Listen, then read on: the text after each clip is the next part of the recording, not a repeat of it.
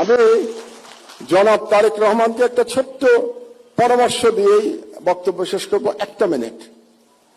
শেখ মুজিবুর রহমান মুক্তিযুদ্ধের সাথে জড়িত ছিলেন না, তিনি জানতেন না মুক্তিযুদ্ধ কিভাবে হয়েছে, এবং তিনি ফিরে এসেও জানার চেষ্টা করেন নাই মুক্তিযুদ্ধ কিভাবে হয়েছে। তাকে আওয়ামী লীগের লোকজন যা বলেছে এবং ভারতীয় পক্ষ যা বলেছে সেটাকেই তিনি ধরে নিয়েছিলেন, এটাই মুক্তিযুদ্ধের ইতিহাস ছিল, এই জন্যই তিনি ব্যর্থ হয়েছিলেন। জনাব তারেক রহমান, আপনি 17 বছর দেশে ছিলেন না, আপনি জানেন না এখানে কি হয়েছে। আমাদের গাজী ভাই, মরহুম গাজী ভাই রুহুল আমিন গাজী, তাকে ভুয়া মামলায়, ক্যান্সার আক্রান্ত গাজী ভাইকে ভুয়া মামলায় জেলখানায় রেখে বিনা চিকিৎসায় মৃত্যুর দিকে ঠেলে দেওয়া হয়েছে। আমাদের ম্যাডামের মতো, ম্যাডামকে যেমন বিনা চিকিৎসায় ভুয়া মামলায় মৃত্যুর দিকে ঠেলে দেওয়া হয়েছিল। দুর্ভাগ্যের বিষয় হলো আজকে যারা মিডিয়ার স্টলওয়ার্ট এখানে বসে আছেন তারা কেউ গাজী ভাইয়ের জন্য টু শব্দ উচ্চারণ করেন নাই, এটাই বাস্তবতা। 2 নম্বরে আমি নাম বলতে চাই আসাদ ভাইয়ের।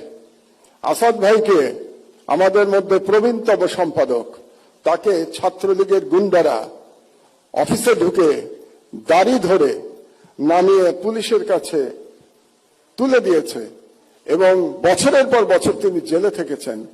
তিনিও অসুস্থ, তার স্ত্রী মারা গেছেন, তিনি তার স্ত্রীর পাশে যে থাকতে পারেন নাই, কারণ জেল থেকে বেরোনোর পরেও তাকে পালিয়ে পালিয়ে থাকতে হয়েছিল। আসাদ ভাইয়ের জন্য কোন এলিট সম্পাদক আওয়াজ তোলেন নাই, এটাই বাস্তবতা। বাংলাদেশের সংবাদ মাধ্যমের বাস্তবতা ছিল 16 বছর।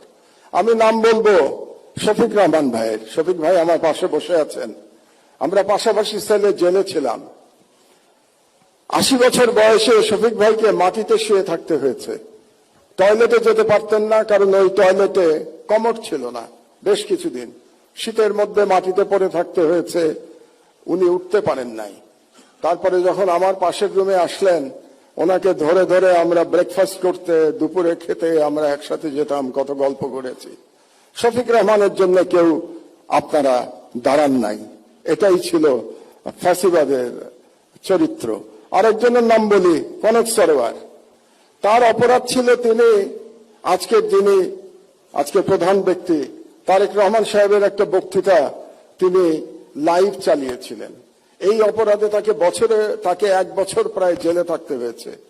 তার কোম্পানির চিফকে আমি সালাম সাহেবকে এখানে দেখতে পাচ্ছি। শুধু তাই না, তার বোনকে ভুয়া মামলায়, ড্রাগের মামলায়, একজন মহিলাকে